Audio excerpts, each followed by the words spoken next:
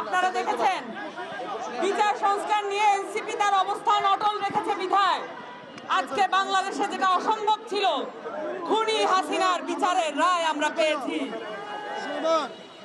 আমাদের চোখের সামনে আমরা দেখেছি আমাদের কত বোনের লাশ পড়েছে, কত ভাইয়ের লাশ পড়েছে, কত ভাই বোনকে গুম করা হয়েছে। এগুলোর বিচার আমাদেরকে আদায় করতেই হবে। এবং আপনারা এও জানেন বাংলাদেশে আওয়ামী লীগকে আবার প্রাসঙ্গিক করার একটা হীন প্রচেষ্টা হচ্ছে।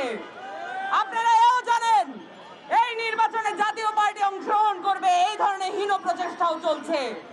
পরিষ্কার করে বলে দিতে চাই, বাংলাদেশে আওয়ামী লীগ এবং জাতীয় পার্টি এবং 14 দল যারা ফ্যাসিজমের সাথে কমপ্লায়েন্স ছিল, তাদের কোনো জায়গা হবে না বাংলাদেশে। এই বাংলায় হবে না। পরিষ্কার করে বলে দিতে চাই, ইন্ডিয়া শুধু না, কোন দেশ বাংলাদেশে এই ফাঁসির রায় থেকে রক্ষা করতে পারবে না হাসিনাকে।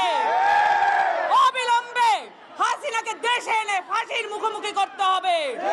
14 দলকে কোনোভাবেই নির্বাচনে অংশগ্রহণ করতে দেওয়া যাবে না।